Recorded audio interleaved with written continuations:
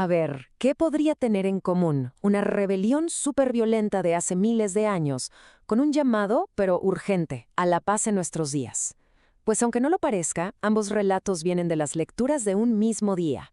Y juntos, bueno, juntos nos van a contar una historia increíblemente fuerte sobre el conflicto, la fe y sobre todo las decisiones que nos marcan.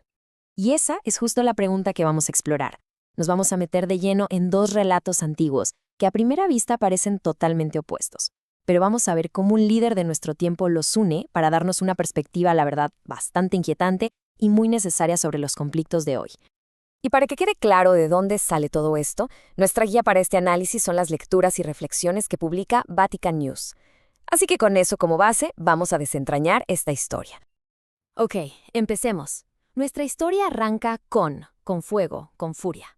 Hay que imaginarse una época de opresión, donde la gente no se quedó callada, sino que la resistencia explotó, impulsada por algo que el texto llama ira santa. La escena se sitúa aquí, en la ciudad de Modín. Se siente la tensión en el aire. El rey Antíoco, que era muy poderoso, manda a sus emisarios con una orden que no admite discusión. Tienen que abandonar su fe, la de sus ancestros, y empezar a adorar a otros dioses. Y la oferta era muy tentadora, ¿eh? Básicamente, traición a cambio de poder. Ofrecieron oro, plata, el estatus de ser amigo del rey, a quien fuera el primero en ceder. Imaginen la presión. Todas las miradas estaban puestas en un solo hombre, el líder de la comunidad, Matatías. Pero la respuesta de Matatías fue contundente. Una declaración de principios total. Para él, su lealtad a su fe, a su gente, valía muchísimo más que cualquier cosa que le pudieran ofrecer. Con esas palabras, Matatías pintó una raya en el suelo, un límite que simplemente no iba a cruzar. Y justo aquí, ¡bom!, todo estalla. Fíjense en la velocidad de esto, es impresionante. Un solo acto de traición y se desata una reacción en cadena, violenta, inmediata. O sea, Matatías no solo dice, no voy a obedecer.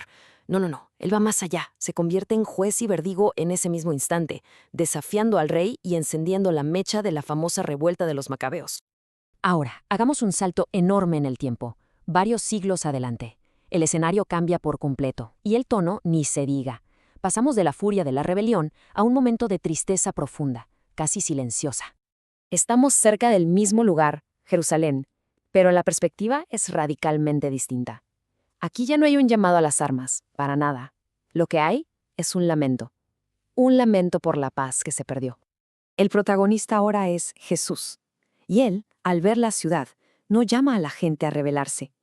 Llora porque ve un futuro terrible, de destrucción, que se podría evitar si tan solo se dieran cuenta de cuál es el camino a la paz. Es un contraste brutal con el celo guerrero de Matatías, ¿no creen? Esta tabla nos ayuda a ver la encrucijada que describe Jesús. De un lado está el camino que lleva a la paz. Del otro, la ceguera, el no querer ver, que inevitablemente termina en asedio y ruina. Es una advertencia trágica de lo que pasa cuando se elige mal. Bueno, ¿y todo esto qué tiene que ver con nosotros, con la hora? ¿Cómo se conectan estas dos historias tan antiguas con nuestro presente? Pues aquí es donde entra la reflexión del Papa Francisco, que funciona como un puente, dándole un significado súper actual y urgente a estos relatos. El Papa traza una línea directa, sin escalas, desde el llanto de Jesús por Jerusalén hasta nuestro mundo. Lo que dice es que ese llanto se repite hoy, porque como humanidad seguimos prefiriendo el conflicto en lugar de la reconciliación. El mundo, en sus palabras, sigue sin entender cuál es el camino de la paz. Y el precio de esa elección es devastador. Y muy concreto, ¿eh? No es algo abstracto. Son ruinas de verdad. Son vidas inocentes perdidas. Son futuros cancelados para miles de niños.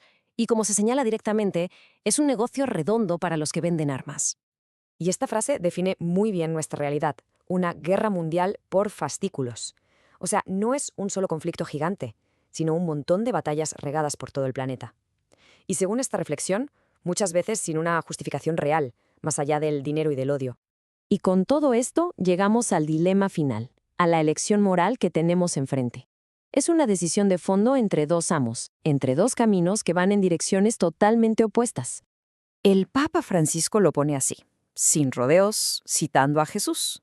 No se puede servir a dos señores. O sea, o se sirve a Dios, cuyo mandato es bienaventurados los que trabajan por la paz, o se sirve al dinero, a las riquezas, cuya lógica es algo como, bueno, fabricamos armas y así la economía se mantiene a flote. Es una denuncia directísima contra la justificación económica de la guerra. Y la conclusión es dura, muy dura, y no deja lugar a dudas. Quienes eligen el camino de la guerra no son solo oponentes, son calificados como malditos y delincuentes desde un punto de vista moral. Es la condena más fuerte que se puede hacer dentro de este pensamiento. Y así cerramos el círculo. Empezamos con la furia santa de Matatías, pasamos por el llanto de Jesús y terminamos con esta condena moderna a la guerra.